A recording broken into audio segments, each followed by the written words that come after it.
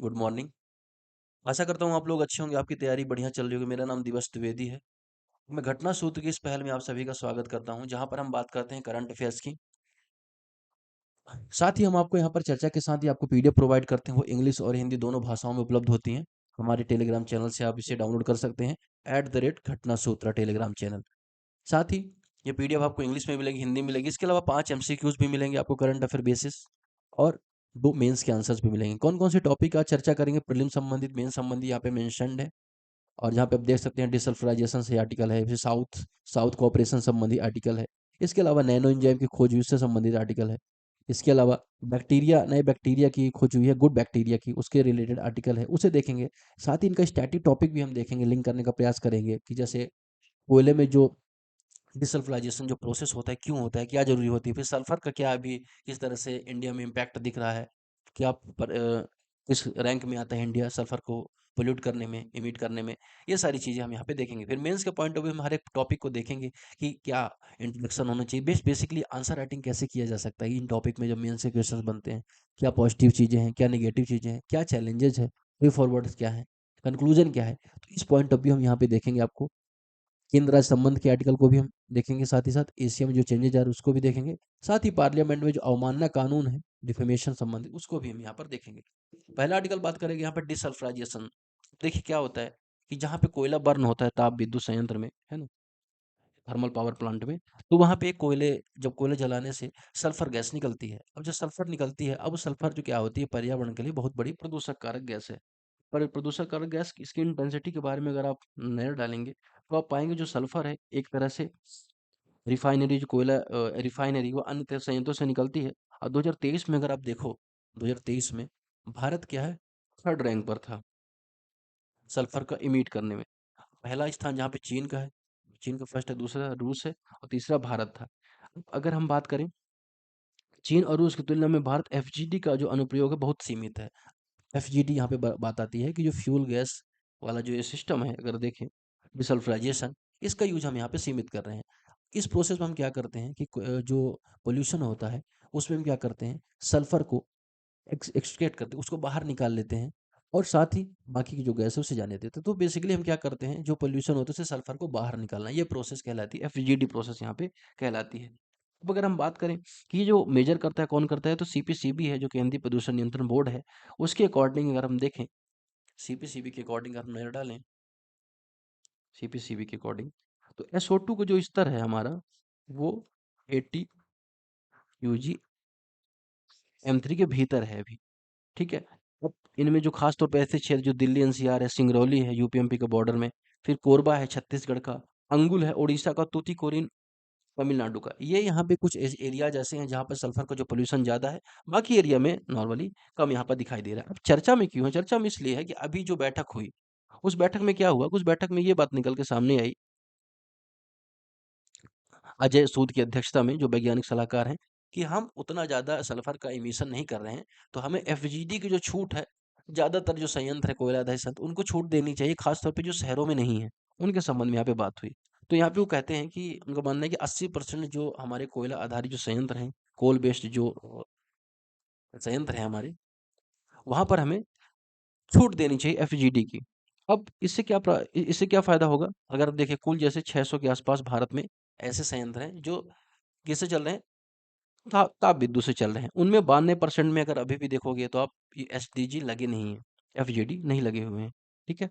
अब जो क्लास 1 है, इनमें भी जैसे 92% में क्लास 1 के जो संयंत्र हैं, उनमें भी आप देखोगे, खासतौर पे जो एनसीआर के आसपास जो रीजन है जहाँ पे 10 लाख से ज्यादा पॉपुलेशन है, उनमें ही एफजीडी लगे हुए हैं, जो क्या करते हैं, जो फ्यूल, जो पोल्यूशन होता है उससे सल्फर को क्या करते हैं, बाहर निकालते हैं। तो यहाँ पे बात हो रही है कि हमें और थोड़ा सा रियायत देनी चाहिए, जिससे जो खर्चा है कंपनियों का कम आ सके, और जो उत्पादन में बढ़ सके, है ना, ऊर्जा की जो सुरक्षा है या ऊर्जा की जो चुनौतियां हैं, उसको भी यहाँ पे निपटा जा सके, ये बेसिकली उनका मानना है। लेकिन उसके पर्यावरणीय आयाम है, पर्यावरणीय चुनौतियां उसके ज्यादा निकल के सामने आएंगी, ये सारी चीजें हो सकती हैं। तो इसको थोड़ा सा जानने से पहले, थोड़ा सा, ये सारी बातें तो करंट में थी, हमने जान ली। एफजीडी होता क्या है उस पर थोड़ा सा नजर डालें। एफजीडी एक ऐसा सिस्टम है, जब कोयला जलने से जो फ्लू गैस में मौजूद SO2 को केमिकल या फिजिकल प्रोसेस से बाहर निकाला जाता है। मतलब ये कोयला जल रहा है, जैसे मान के चलिए संयंत्र है, यहाँ से कोयला जल रहा है, कोयला जल रहा है, जो धुआं निकल रहा है, इसमें से क्या हो रहा है, ये धुएं से क्या किया जा रहा है, SO2 को बाहर निकाल रहा है, धुएं माइनस SO2 कर दें, धुआं माइनस SO2। तो ये जो प्रोसेस है उसे कहते हैं FGD।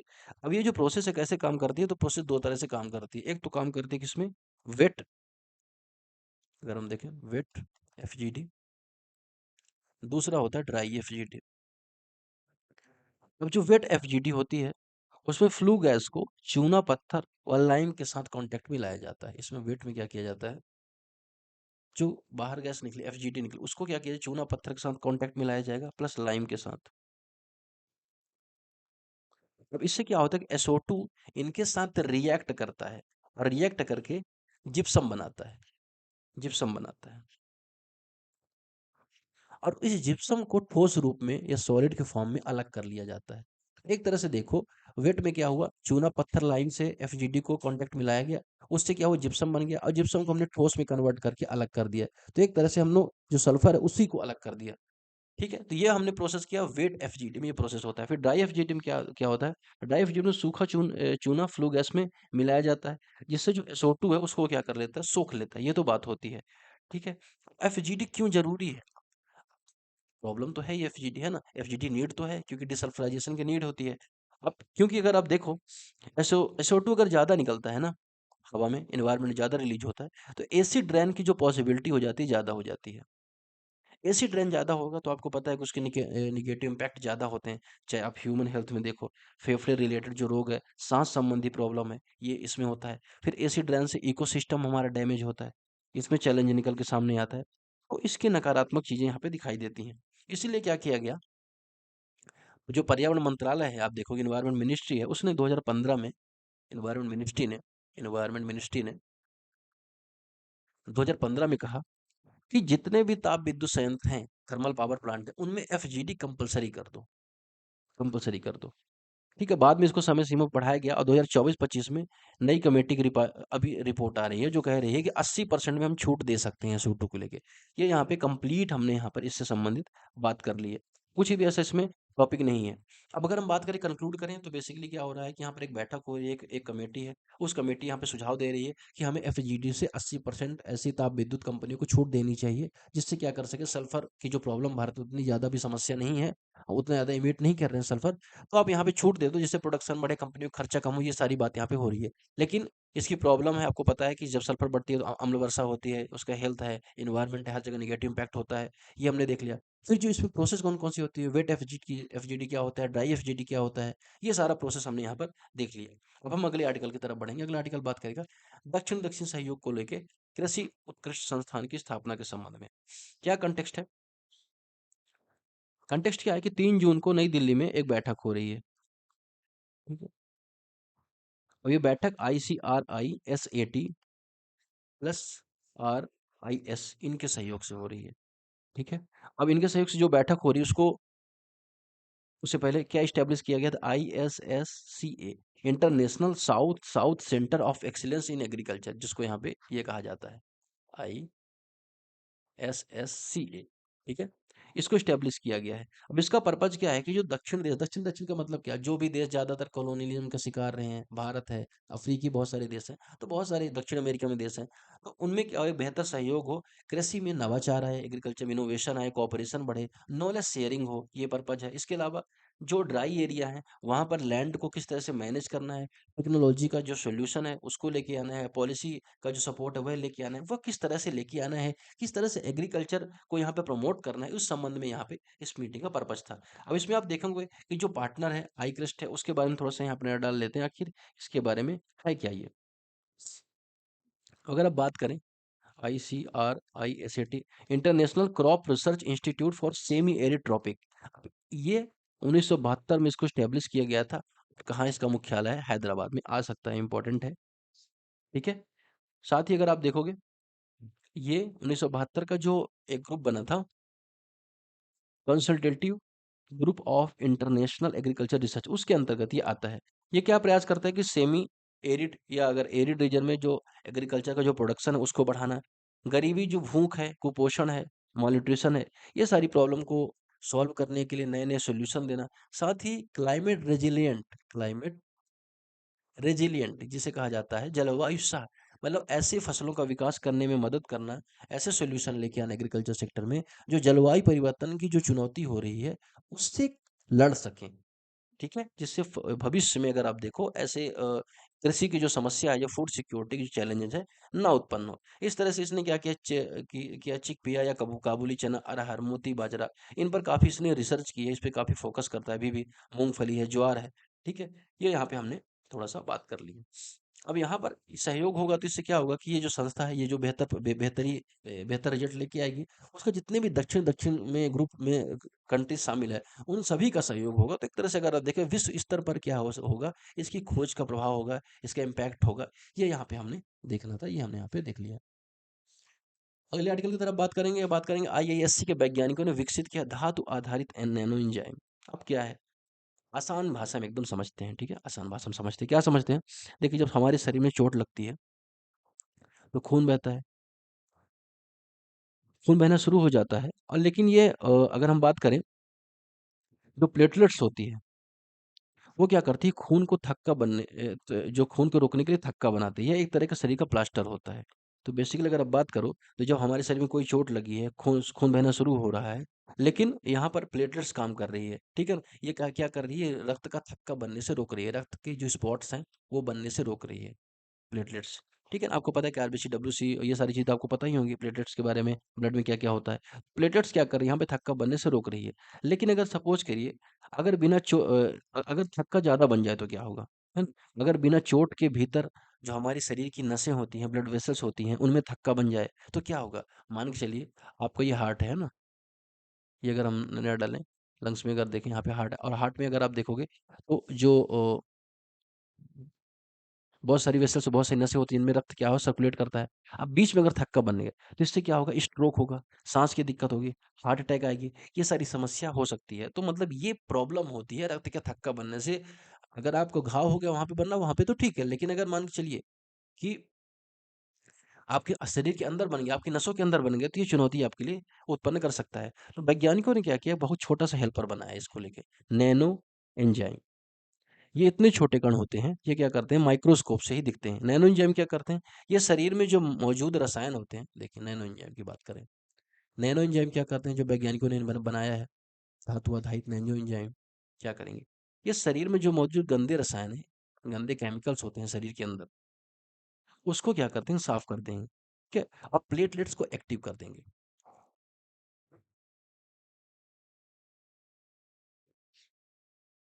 मतलब क्या, नैनो एंजाइम क्या करेंगे, जो गंदे रसायन आपके शरीर में उसको साफ कर देंगे, प्लेटलेट्स को एक्टिव कर देंगे। तो जो बेवजह जो शरीर के अंदर आपके थक्के बनते हैं, आपकी नसों के अंदर थक्के बनते हैं, जैसे हार्ट अटैक वगैरह की समस्या आती है, वह क्या होगा, नहीं होगा। खून का रास्ता साफ हो जाएगा। इसका मतलब क्या, ब्लड का सर्कुलेशन प्रॉपरली होने लगेगा। तो ये जो चैलेंज है, ये कहीं ना कहीं खत्म हो जाएगा। ये तो यहाँ पे बात हो गई। इसको निकाला कैसे, तो जिस धातु ने सबसे अच्छा नैनो एंजाइम बनाया है, कौन सी ऐसी धातु है, उसको बोला जा रहा है वेनेडियम पेंटोक्साइड। Vanadium pentoxide. देखिए, वैसे आप पढ़ेंगे तो इस आर्टिकल को बहुत डिफिकल्ट लगेगा, लेकिन यहाँ पे आपको बस इतना याद रखना है कि शरीर के रक्त के थक्के अगर शरीर के अंदर नसों में बनने लगे तो समस्या हो सकती है। और शरीर में गंदगी होती है, उस गंदगी को साफ करने के लिए एक नैनो एंजाइम बनाया है, जिस नैनो एंजाइम को बनाने में वेनेडियम पेंटोक्साइड की मदद ली गई है। उसकी मदद से यहाँ पर गंदगी को साफ किया जाएगा। रक्त के जो स्पॉट्स होते हैं, ब्लड स्पॉट्स होते हैं, थक्के होते हैं, उसको बनने से रोका जाएगा, प्लेटलेट्स को एक्टिव किया जाएगा, जिससे शरीर को कोई भी समस्या यहाँ पर ना आए। चोट लगे तो खून का रुकता है, वो अच्छा थक्का कहलाता है। बेसिकली अगर देखें, चोट लगी है, अब खून बह रहा है, रुका, तो वो थक्का ठीक है, वो ब्लड स्पॉट ठीक है। लेकिन अगर अंदर शरीर के अंदर आपकी नसों में बना, वो कहीं ना कहीं आपके लिए चैलेंज क्रिएट करता है। ठीक है, तो ये चीज आपने यहाँ पर देख ली है। अब हम आगे बढ़ेंगे अगले आर्टिकल की तरफ। इससे पहले थोड़ा सा जान लें कि रक्त का थक्का, क्या आपको पता है कि हाँ, रक्त का थक्का ठीक है। आपको पता है कि इससे बचने के लिए क्या करना चाहिए, तो ज़्यादा से ज़्यादा पानी पीना चाहिए, लंबे समय तक जगह पर ना बैठे, थोड़ा सा क्या एक्टिविटी होनी चाहिए, एक्सरसाइज वगैरह करनी चाहिए, स्वस्थ आहार, ये सारी चीज़ें आपको आवश्यकता होती है। ये हमने देख ली। अगले आर्टिकल की तरफ बढ़ेंगे, जो बात करें, गार्डन रिच शिप बिल्डर्स बनाएगा भारत का पहला polar research vehicle.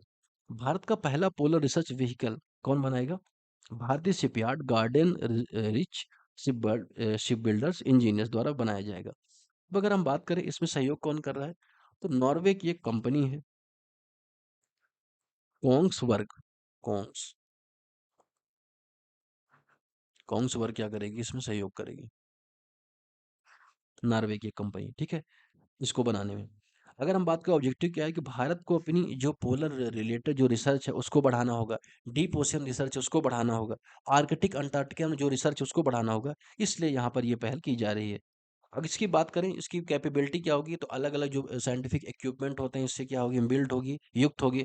Arctic Antarctica में जो भी रिसर्च सेंटर ऑपरेट कर सके, इस तरह से इसमें कैपेसिटी हो, कैपेसिटी इसकी बिल्डिंग की जाएगी। अगर हम बात करें वर्तमान में कौन-कौन से सेंटर है, तो आप पाओगे आर्कटिक अंटार्कटिका के बारे में आपको पता होगा, अगर ये अर्थ है, ऊपर आर्कटिक है, नीचे अंटार्कटिक है, ओशियन है ये, है ना? ये कॉन्टिनेंट है, आपको पता होना चाहिए। ठीक है? अब अगर हम बात करें अंटार्कटिका में, तो अंटार्कटिका में कौन-कौन से रिसर्च सेंटर भारत ही काम करते हैं? भारती प्लस मैत्री। और वहीं अगर हम बात करें आर्कटिक में कौन कार्य करता है भारत का research centre? Himadri, Norway Oslo में है ये। ये भारत के बारे में हमने यहाँ पे देखा। अभी तक भारत क्या था कि अन्य के जहाज़ों पर निर्भर हुआ करता था, लेकिन अभी क्या हो रहा है कि जो हमारा शिप बिल्डर्स है वो क्या कर रहा है, खुद का यहाँ पे बना रहा है, जिसके साइंटिफिक या स्ट्रैटेजी की इंपॉर्टेंस यहाँ पे हो रही है, क्योंकि आर्कटिक कहीं न कहीं नया ट्रेड रूट निकल के सामने आ रहा है। उसमें भारत को भी अपनी भागीदारी यहाँ पे सुनिश्चित करने की आवश्यकता है।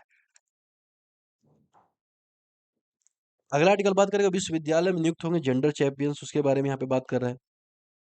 आर्टिकल क्या कहना चाहता है कि जो न्यू एजुकेशन पॉलिसी है, उसके दिशा निर्देशों के अंतर्गत भारत सरकार ने विश्वविद्यालय के जो परिसर है उसमें जेंडर चैंपियंस को अपॉइंट करने की बात की है। अब ये जो जेंडर चैंपियंस होंगे, जेंडर इक्वेलिटी, इंक्लूसिविटी और सेंसिटिविटी को बढ़ावा देंगे, खास तौर पे क्यों? क्योंकि आपको पता है कॉलेज स्कूल्स में क्या होता है, जेंडर सेंसिटिविटी नाम की चीज़ नहीं होती है, ना ही वो सिखाई जाती है वहाँ पे। इस चीज़ को बढ़ावा देने के लिए यहाँ पर न्यू एजुकेशन पॉलिसी में इसको इंक्लूड किया गया है।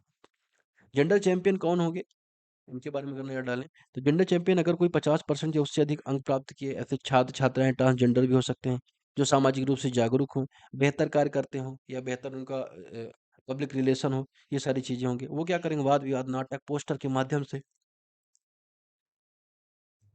सांस्कृतिक कार्यक्रम के माध्यम से क्या करेंगे, जेंडर इक्वालिटी को, इंक्लूसिविटी को प्रमोट करेंगे और इसका एनुअल रिव्यू भी किया जाएगा कि किस तरह से ये काम कर पा रहे हैं। ये सारी बातें हमें न्यू एजुकेशन पॉलिसी से इसमें हम यहाँ पे इसे प्रमोट कर रहे हैं, ये हमारा पर्पज है। ठीक है, अब अगर हम आगे बात करें अगले आर्टिकल में, कुछ ज़्यादा इसमें इम्पैक्ट नहीं था, आगे आर्टिकल में बढ़ते हैं, बात करते हैं राजगीर हॉट स्प्रिंग के लेके मिली बैक्टीरिया प्रजाति में मिला एंटी बैक्टीरियल क्वालिटी यहाँ पे मिली, उसके बारे में थोड़ा सा देखते हैं। क्या हुआ है कि तमिलनाडु में एक रिसर्च सेंटर है, Vellore institute of technology, VIT उसे कहा जाता है। वीआईटी के जो रिसर्चर्स हैं वो बिहार के राजगीर में क्या कर रहे थे, वहाँ पे जो हॉट स्प्रिंग है ना, झरना, एक तेज झरना है, वहाँ पे उन्होंने एक बैक्टीरिया को खोजा, एंटी माइक्रोबियल, उसके अंदर क्या पाए गए, गुण पाए गए। ये यहाँ पे बात हो रही है। अब ये सारी चीज़ें हम चर्चा में आए, इससे पहले थोड़ा-सा नज़र हम डालें ताकि बैक्टीरिया होते क्या हैं, है ना? बैक्टीरिया क्या होते हैं? बैक्टीरिया एक तरह से अगर देखो, बैक्टीरिया एक तरह के माइक्रो ऑर्गेनिज़्म होते हैं, यूनिसेलुलर होते हैं या एक कोशिकीय होते हैं और इनमें केंद्रक नहीं होता। इसमें अगर हम देखें न्यूक्लियस नहीं होता। ये बैक्टीरिया होते हैं। बैक्टीरिया के टाइप अगर आप यहाँ डालोगे, डालोगे, based on size, spherical type के बैक्टीरिया होते हैं, गोलाकार बैक्टीरिया होते हैं, बैसिलस या छड़ी जैसे बैक्टीरिया होते हैं, फिर स्पाइरेलियम या सर्पिलाकार होते हैं, फिर विब्रियो कॉमाकार होते हैं। तो 4 टाइप के यहाँ पे बैक्टीरिया होते हैं। कुछ अच्छे बैक्टीरिया भी होते हैं, कुछ खराब बैक्टीरिया होते हैं। अब जैसे आप देखिए गुड बैक्टीरिया में कौन-कौन से आ जाते हैं, जैसे लैक्टोबैसिलस के बारे में आपने सुना होगा, लैक्टोबैसिलस। दूध से दही बनने में ये इम्पोर्टेंट होता है। फिर मानव आंत में अगर खाना पचने में ई कोलाई जो होता है वो इम्पोर्टेंट रहता है। राइजोबियम के बारे में आपने सुना होगा, राइजोबियम एक तरह का बैक्टीरिया है, एजेक्टोबैक्टर बैक्टीरिया है, जो नाइट्रोजन स्टेबलाइजेशन करता है किसमें, मिट्टी में, ठीक है। फिर इसके अलावा सूडोमोनास नाम का एक बैक्टीरिया है जो वेस्ट मैनेजमेंट के लिए इंपॉर्टेंट होता है, पीएससी, सूडोमोनास। तो ये तो हो गया गुड बैक्टीरिया। अब इसी तरह से बैड बैक्टीरिया भी होते हैं, जैसे बैड बैक्टीरिया के बारे में आपने सुना होगा, बैड बैक्टीरिया क्या आपने सुना होगा, क्या टीबी, माइक्रोबैक्टीरियम ट्यूबरकुलोसिस, है ना। फिर डायरिया से क्या आपने आपने सुना होगा, विब्रियो कॉलरी, कॉलरा जिसको बोला जाता है। फिर साल्मोनेला टाइफाइड, टाइफाइड बैक्टीरिया होता है।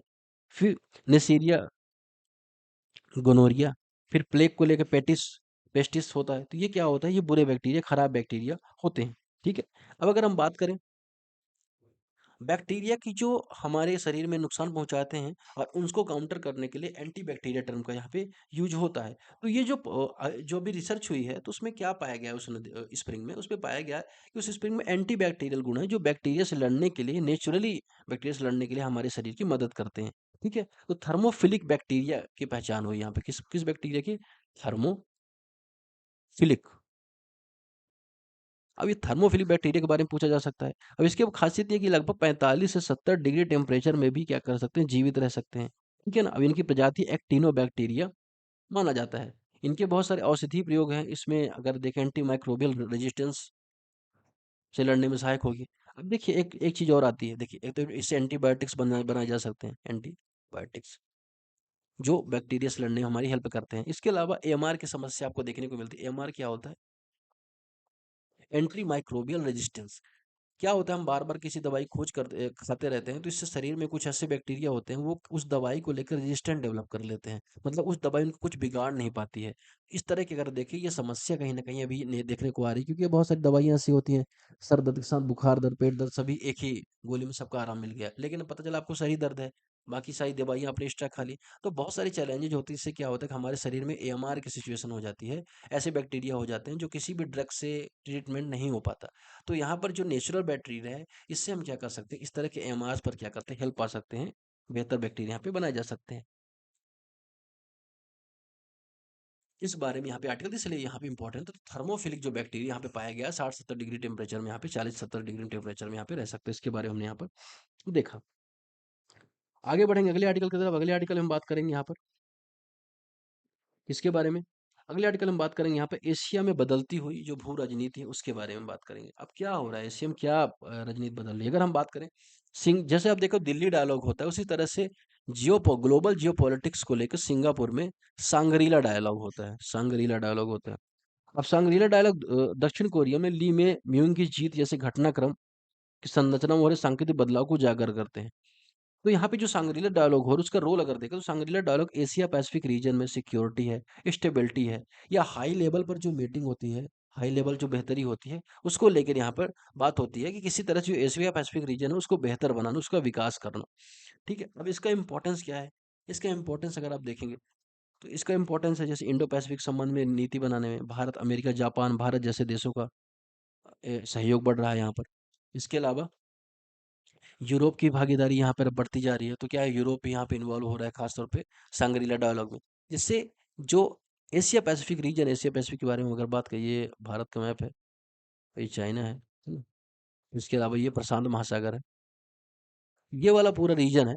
इस पूरे रीजन में अगर आप देखें बेहतर संबंध हो, बेहतर व्यापार हो, फ्री ट्रेड हो, ये सारी चीजें समस्याएं, इस वजह से यहाँ पर क्या हो रहा है कि संग्रील डायलॉग का इंपॉर्टेंस यहाँ पे बढ़ जाता है, और इस पर जो भी ग्लोबल इशू होते हैं खासतौर पे साउथ एशिया संबंधित या एशिया पैसिफिक संबंधित, उन पर चर्चा होती है। जैसे ताइवान मुद्दा है, अमेरिका चीन तनाव का केंद्र है, भारत के लिए रणनीति जटिलता को सामना यहाँ पे करना पड़ता है। भारत की रणनीति दुविधा क्या होती है ऐसे ग्रुप में शामिल होने से? क्योंकि भारत क्या बात करता है, नान की बात करता है, नॉन अलायंस मूवमेंट की बात करता है, लेकिन वहीं भारत क्वाड में भी पार्टिसिपेट करता है। ये एक चैलेंज क्रिएट हो रहा है। साथ ही साथ अगर आप देखेंगे चीन के साथ हमारा जो बाउंड्री डिस्प्यूट है, वो एक चुनौती देख सामने आ रहा है। इसके अलावा रूस यूक्रेन के बाद भारत स्वतंत्र विदेशी नीति की आलोचना हो रही है। ताइवान को लेके हमारी जो पॉलिसी है वो बहुत ही ज्यादा ब्लर है, दिखाई नहीं दे रही, क्लियर दिखा नजर ही नहीं आ रही, ये सारी चैलेंजेस है।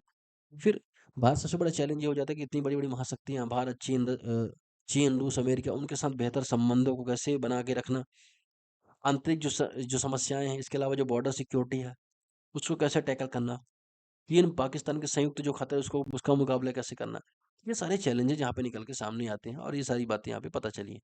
फिर सुझाव के बारे में बात होगी, तो यहाँ पे रणनीतिक स्पष्टता की आवश्यकता है। चीन, अमेरिका, रूस के संबंध में हमारी पारदर्शी और सक्रिय नीति होनी चाहिए, एक्टिव पॉलिसी होनी चाहिए। फिर इसके अलावा आधुनिकीकरण पर जोर दिया जाना चाहिए, सैन्य आधुनिकीकरण इत्यादि पर यहाँ पे जोर दिया जाना चाहिए। इंडो पैसिफिक को सक्रियता दिखाई जानी चाहिए सागर नीति के तहत। तो इस तरह से यहाँ पे बहुत सारे इनिशिएटिव यहाँ पे लिए जा सकते हैं जो कहीं ना कहीं एशिया पैसिफिक रीजन में कोऑपरेशन करने के लिए, इन स्टेबिलिटी बनाने के लिए इम्पोर्टेंट यहाँ पे है। ये हमने यहाँ पर देखा। अगला आर्टिकल बात करेंगे, अगला आर्टिकल में किस बारे में है? अगला आर्टिकल बात एशिया में बदलाव के संबंध में यहाँ पे बात कर रहा है। अगर हम नजर डालें तो एशिया बदलाव का हमने देख ही लिया है, इसी इसी संबंध में था जो हमने यहाँ पे देखा है। अगले आर्टिकल की तरफ बढ़ते हैं। राज्यों के लिए केंद्र के संबंध में, तो केंद्र राज्य संबंध को लेके यहाँ पे बात हो रही है, राजकोषीय संघवाद को बात हो रही है। अब देखिए, थोड़ा सा नोट डालें तो आप सबसे पहले ये जानें कि संघवाद क्या होता है, फेडरलिज्म क्या होता है, या फेडरलिज्म क्या होता है। देखिए, जब दो बड़ी-बड़ी पावर, दो अथॉरिटी आपस में मिलके शक्तियों को या पावर को क्या करती हैं, शेयर करती हैं, शक्तियों को बाँटती हैं और अपने-अपने क्षेत्र में क्या करती हैं, गवर्नेंस सिस्टम एस्टेब्लिश करती हैं। मतलब दोनों अथॉरिटी हैं, दोनों को पावर अपन शक्तियाँ बाँट ली हैं और बेहतर से काम कर रही हैं। उसको संघवाद कहा जाता है। जैसे अगर देखें, भारत में राज्यों के पास भी शक्तियाँ हैं, केंद्र के पास भी शक्तियाँ हैं, पंचायतों के पास भी शक्तियाँ हैं। लेकिन इन तीनों के बीच जो कॉपरेशन हो रहा है, उससे तीनों अपने-अपने क्षेत्र में शासन कर रहे हैं, अपने-अपने तरह से कानून बना रहे हैं, अपने-अपने लिए निर्णय ले पा रहे हैं। ये क्यों हो पा रहा है? कि भारत में संघवाद की विचारधारा है, फेडरलिज्म का जो कॉन्सेप्ट भारत में है। इस वजह से ये पॉसिबल हो पा रहा है। अब देखिए, संघवाद अलग-अलग टाइप होते हैं, जैसे सिमेट्रिक, असिमेट्रिक, बहुत सारी चीज़ें होती हैं, तो उसमें हम अभी डिटेल में नहीं जाएँगे। यहाँ पे हम आर्टिकल पे फ़ोकस करेंगे, क्योंकि आर्टिकल फ़ोकस कर रहा है राजकोषीय संघवाद को लेके। राजकोषीय संघवाद क्या करता है कि जो फाइनेंस रिलेटेड जो इश्यूज़ है, उसको कैसे राज्य और केंद्र आपस में सहयोग बनाते हैं, उसको लेके यहाँ पे बात हो रही है, क्योंकि ये पैसे पे मामला पता है आपको, फँस जाता है सभी का। और इसको किस तरह से इंक्लूसिव बनाएँ, किस तरह से कोऑपरेटिव बनाएँ, इसके बारे में यहाँ पे ये बात कर रहा है। इसका उद्देश्य क्या है? अब देखिए, इसका उद्देश्य, इस आर्टिकल का उद्देश्य बेसिकली क्या है कि भारत में क्या भूमिका रही राजकोषीय संघवाद को लेके। आपको पता है कि भारत में पहले योजना आयोग काम करता था और उसी की जगह यहाँ पे नीति आयोग को स्टैब्लिश किया गया है 2015 में, 2014 में। इसका पर्पज क्या है कि राज्य और केंद्रों के बीच जो संबंध है उसको बेहतर करना। यहाँ पे 3/4 जो वोटिंग राइट है यहाँ पे राज्य को दिए गए हैं। केंद्र सरकार के पास 1/4 ही है। इसके अलावा कोऑपरेटिव फेडरलिज्म को बढ़ावा देना, सहकारी संघवाद को बढ़ावा देना। सहकारी संघवाद जहाँ पे जो दोनों संस्थाएं आपस में मिलकर बेहतर काम कर सकती हैं, आपदा के संबंध में हो, चाहे विकास के संबंध में हो, कृषि के संबंध में हो, सेवा के संबंध में हो, तो बेहतर संबंध वहाँ पे बना बना पाए, तो कोऑपरेटिव फेडरलिज्म को बढ़ावा देना। इसके अलावा राज्यों के बीच में एक बेहतर प्रतिस्पर्धा का निर्माण करना, राज्य राज्य के बीच में, कि किसके यहाँ पे ज़्यादा व्यापार हो रहा है, किसके यहाँ पे व्यापार करने की जो सुविधा ज़्यादा है, किसके यहाँ पे निवेश की सुविधा ज़्यादा है, किसके यहाँ लोन की सुविधा ज़्यादा है। इस तरह से दोनों के बीच में प्रॉपर क्या हो पाए, कोऑपरेशन हो पाए। ये सारी यहाँ पे बात हो रही है और इसके संबंध में सरकार ने लगातार प्रयास भी किए हैं। आप देखेंगे 15वां वित्त आयोग में सरकार ने 41% के आसपास पैसा किसको दिया है, यहाँ पर किसको दिया है, यहाँ पे वित्त राज्यों को दिया है वित्त आयोग ने, जिससे राज्य अपने जो वित्त संबंधी यहाँ पे भरपाई कर पाए। इसके अलावा जीएसटी कंपनसेशन अगर आप देखोगे 6,52,000 करोड़ दिए जा चुके हैं 2017 से लेके 2025 तक। क्यों? क्योंकि जीएसटी जब सरकार ने बनाया था तो सरकार को पता था कि राज्यों को नुकसान होगा कुछ पैसे का, तो सरकार ने कहा कि जो आपके यहाँ भरपाई होगी उसको जीएसटी कंपनसेशन के रूप में हम आपको प्रोवाइड करेंगे। तो सरकार ने 2017 से 25 के बीच में लगभग इतना 7 लाख करोड़ के आसपास जीएसटी कंपनसेशन प्रोवाइड किया है। इसके अलावा इसको और बेहतर करने के लिए सरकार ने क्या किया, जीएसटी काउंसिल को संवैधानिक दर्जा दिया गया है।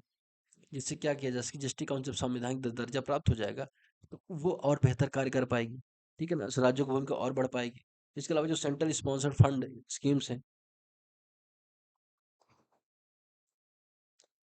उसके संबंध में राज्यों की भूमिका, उसका विस्तार यहाँ पे किया गया है। जल जीवन मिशन को यहाँ पे सहयोग की बात की गई है।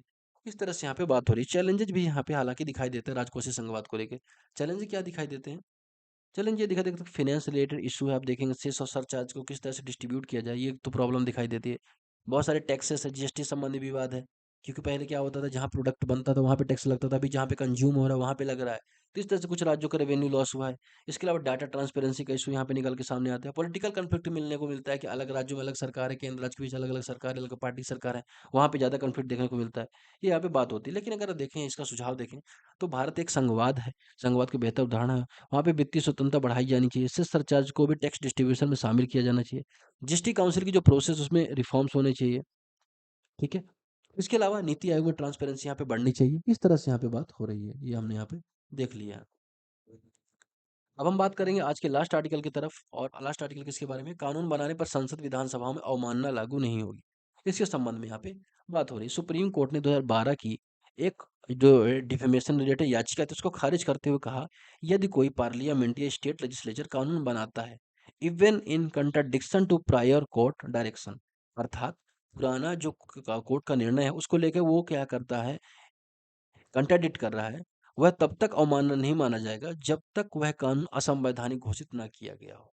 ठीक है? तो ये चीज़ आपको यहाँ पे याद रखा जाएगा। हो सकता है कि सुप्रीम कोर्ट ने पहले डिसीजन बोला हो कि अगर हम देखें उसको कॉन्ट्राडिक्ट कर रहे हो या किसी डिसीजन से कोई चुनौती दे रहा हो, लेकिन अगर वो संविधान द्वारा संविधान के रूप में असंवैधानिक दिखाई नहीं दे रहा है या कोर्ट असंवैधानिक नहीं बोल दे रही, तब तक उसे असंवैधानिक नहीं माना जाएगा। इस संबंध में 2012 में याचिका दायर की गई थी। छत्तीसगढ़ सरकार ने 2011 के सुप्रीम कोर्ट आदेश की अवहेलना की थी, है ना? जिसमें माओवादी क्षेत्रों में एसपीओस की तैनाती की गलत ठहराया गया था। तो छत्तीसगढ़ सरकार ने क्या किया 2011 में सुप्रीम कोर्ट की जो डिसीजन उसके खिलाफ जाके यहाँ पे बेसिकली देखें एसपीओ की तैनाती कर दी। अब यहाँ पे उसने एक्ट भी बनाया था छत्तीसगढ़ को लेके पुलिस एक्ट बनाया था 2011।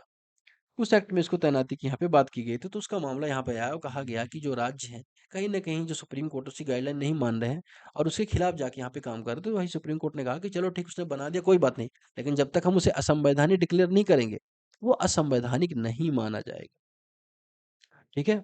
इस संबंध में अगर देखिए सुप्रीम कोर्ट की ऑब्जर्वेशन यहाँ पे बात हुई है, विधायक समिति का हर राज्य विधानसभा को पूरा अधिकार है कि वह अपने राज्य के लिए कानून बनाए। उसी तरह से पार्लियामेंट को पूरा अधिकार है कि संसद के संबंध में कानून बनाए। हर एक अथॉरिटी का अपना अधिकार है कि उससे संबंधित वो निर्णय ले सके। हर एक गवर्नमेंट बॉडी का भी वही अधिकार है उस संबंध में वो यहाँ पे कार्य कर सके। ठीक है? ये सारी सारी चीज़ें हमने देखी। अब मुद्दा यहाँ पे बहुत सारे रहते हैं, न्यायिक सीमाएँ हैं, चैलेंजेज़ हैं। ये सारी चीज़ें आपको यहाँ पे याद रखनी है और यहाँ पे बात करनी है कि अगर आप देखें राज्य और केंद्रों का पिछड़ा आजकल हमने संघवाद के बारे में देखा, तो यहाँ पे भी संघवाद का ही मुद्दे आएँगे और बात करेंगे कि संघवाद की भी आवश्यकता है। राज्य अलग-अलग अपने-अपने मुद्दों पर सभी लोग कानून बनाएँ, लेकिन सेपरेशन ऑफ पावर की आवश्यकता है। जुडिशरी को पार्लियामेंट का काम नहीं करना चाहिए और पार्लियामेंट को जुडिशरी का काम नहीं करना चाहिए। दोनों को अपने-अपने दायरे में रह के काम करना चाहिए। कानून निर्माण के संबंध में, नियुक्ति के संबंध में जैसे एनजेसी में सुप्रीम कोर्ट ने किया, एनजेसी को रद्द किया। उस तरह से डिसीजन नहीं लिए जाने चाहिए। कहीं न कहीं जो भारतीय की न्यायपालिका है, उसको लेके खराब छवि उत्पन्न करते हैं। तो इस तरह से आज के फिलहाल आर्टिकल में इतना ही है। तब तक के लिए धन्यवाद। आपका दिन शुभ हो।